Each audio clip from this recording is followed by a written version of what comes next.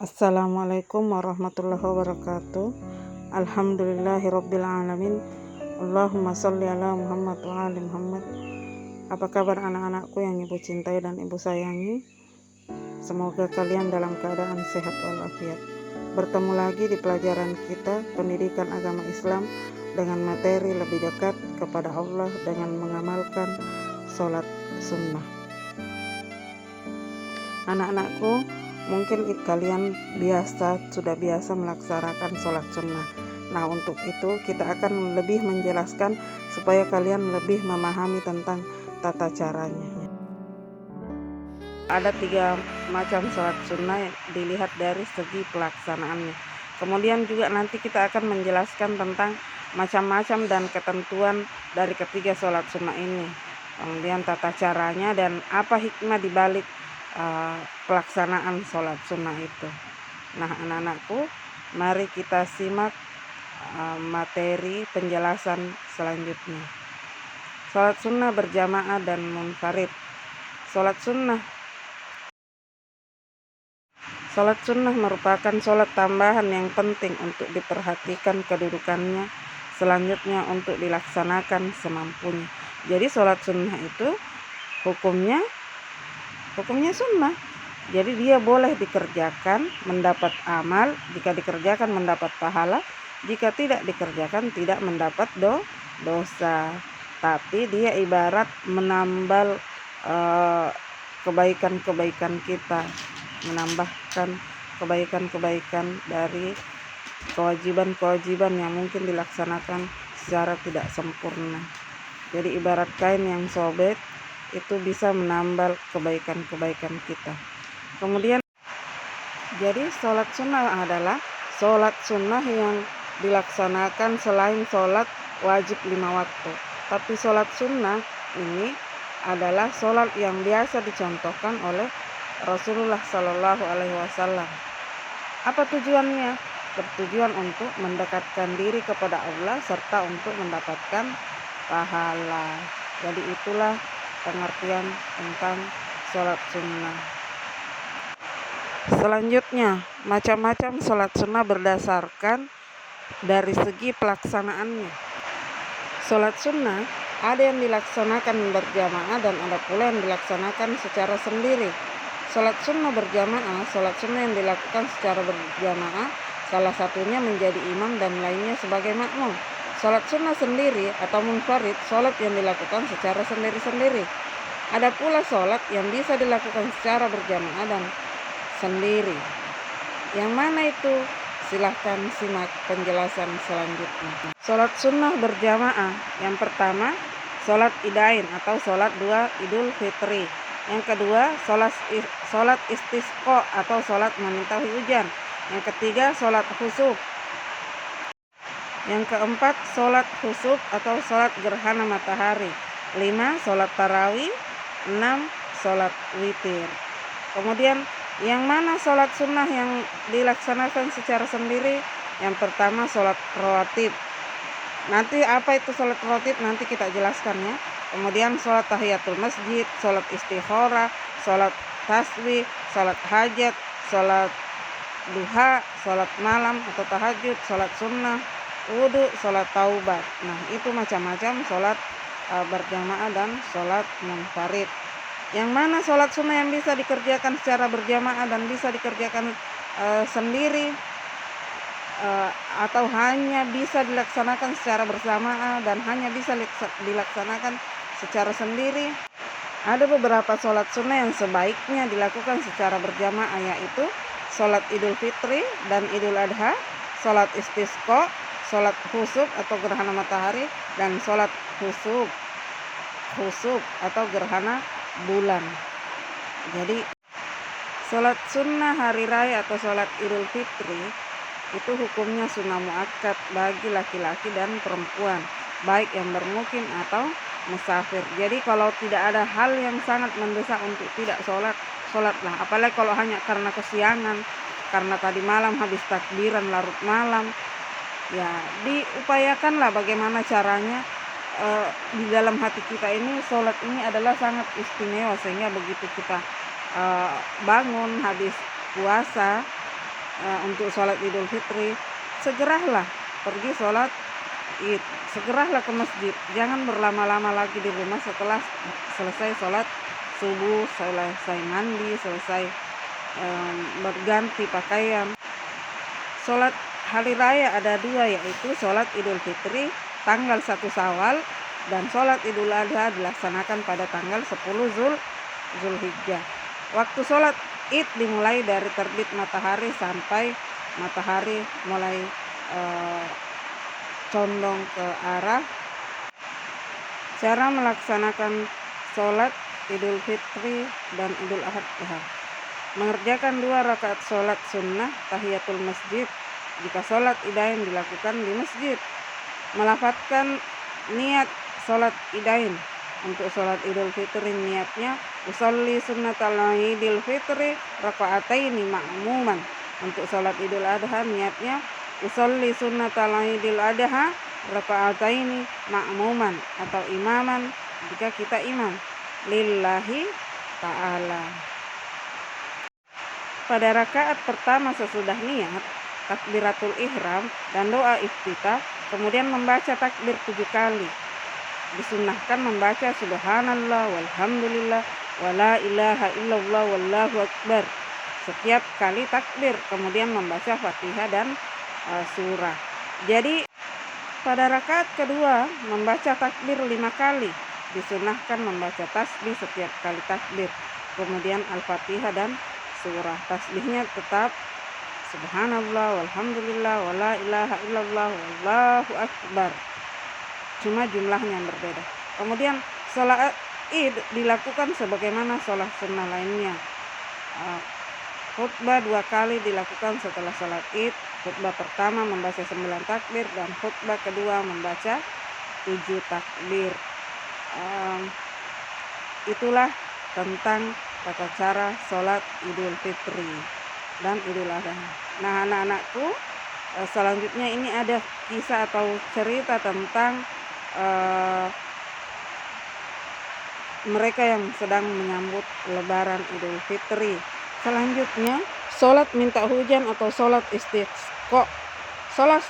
Sholat istisqa adalah sholat yang dikerjakan untuk meminta hujan. Waktu pelaksanaan sholat istisqa pada saat adanya kekeringan dan kekurangan air pada musim kemarau yang panjang. Jadi misalnya di daerah kita, semoga tidak terjadi ya, ada musim yang sangat panjang, kemarau sangat panjang, sehingga air sudah pada kering, susah mendapatkan air, tidak lagi PDAM, tidak ngalir misalnya, hanya di sungai-sungai, hanya di gunung-gunung mata air yang ada, sehingga kita betul-betul kesusahan mendapat air, maka kita sebaiknya melakukan sholat istisqa. Cara melaksanakan sholat istisqa: 4 hari sebelum mengerjakan sholat istisqa, hendak masyarakat berpuasa sunnah 4 hari.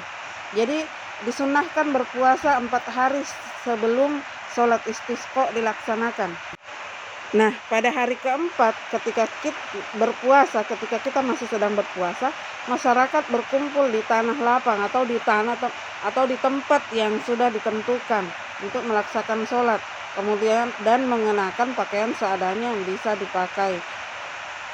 Tidak ada azan dan iqomah. Sholat 2 rakaat dimulai sebagaimana sholat biasa dan dipimpin oleh imam. Jadi tidak usah bermewah-mewah, kita mau seperti biasanya aja sholat jamaah pada umumnya. Nah, selanjutnya sholat gerhana. Sholat sunnah gerhana adalah sholat yang dikerjakan karena adanya gerhana bulan atau matahari. Sholat gerhana bulan dinamakan sholat khusuf dan gerhana matahari dinamakan sholat kusuf. Kedua sholat ini hukumnya sunnah muakkad, jadi juga istimewa ya. Jadi ketika ada berita-berita di FB, di media sosial, di media elektronik dan segala macam media mengabarkan bahwa akan ada prediksi sholat gerhana terjadi pada sekian, maka kita harus bersiap-siap untuk itu. Karena sekarang alat sudah canggih, sholat gerhana sudah bisa diprediksikan bahwa ada gerhana sudah bisa diprediksi. Waktu melaksanakan sholat gerhana matahari, yaitu mulai timbul gerhana sampai matahari kembali seperti biasa atau sampai terbenam. Sholat gerhana bulan waktunya mulai terjadi gerhana itu sampai terbit kembali atau sampai bulan tampak utuh.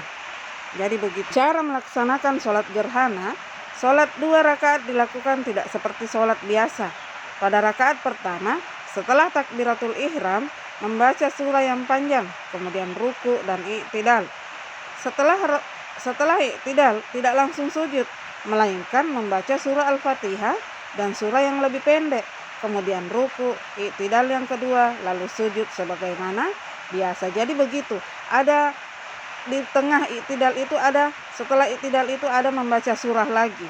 Itu perbedaannya. Kemudian lanjut mengenai lafal niat sholat gerhana matahari dan bulan. Lafal niat sholat gerhana matahari, usolli sunnata likusufis syamsi rakaataini lillahi ta'ala. Kemudian lafal niat sholat gerhana bulan, usolli sunnata likhusufil qamari rakaataini lillahi ta'ala. Selanjutnya sholat tarawih. Sholat tarawih adalah sholat yang dikerjakan pada waktu malam di bulan Ramadan. Hukum sholat tarawih sunnah muakkad. Sholat tarawih boleh dilakukan sendiri atau berjamaah. Waktunya sholat tarawih setelah sholat isya sampai terbit fajar. Kemudian anak-anakku, hukum sholat tarawih ini adalah memang sunnah, tapi juga dia sunnah yang diistimewakan. Jadi kalau malam malam Ramadan jangan digunakan waktunya untuk bermain petasan, bermain mercon, bermain kembang api dan semacamnya, balap-balapan, cuma main game, ya kan? Letakkan dulu HP-nya, tinggalkan dulu permainannya, lalu pergi sholat tarawih sejenak. Tidak banyak, hanya 8 rakaat atau 20 rakaat. Setelah itu kalian boleh melanjutkan aktivitas selanjutnya. Tata cara melaksanakan sholat tarawih adalah: pertama, niat mengerjakan sholat tarawih. Adapun niatnya usolli sunnata tarawih rakaataini ma'muman atau imaman. Kemudian cara melaksanakan sholat tarawih sama dengan sholat sunnah yang lain pada umumnya. Selanjutnya sholat witir. Sholat witir hukumnya sunnah muakkad. Sunnah muakkad adalah pekerjaan ibadah sunnah yang sangat diutamakan karena selalu dikerjakan oleh Rasulullah SAW. Waktunya sesudah sholat isya sampai fajar. Biasanya pada bulan Ramadan, sholat witir dirangkai dengan sholat tarawih.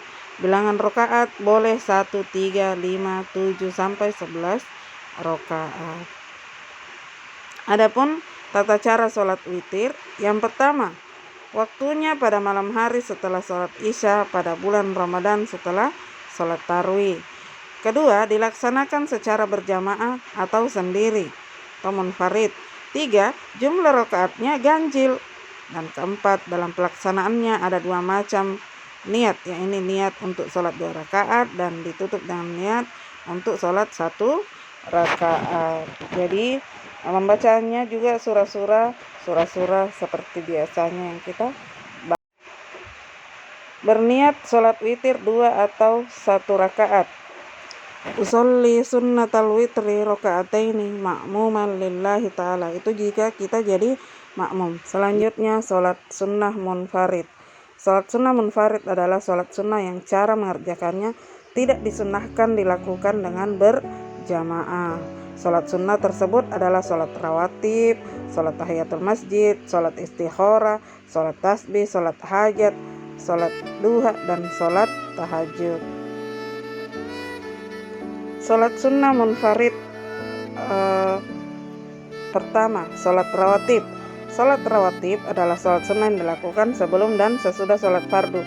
Jadi sholat sunnah yang biasa dilakukan sebelum dan sesudah sholat wajib itu namanya sholat rawatib.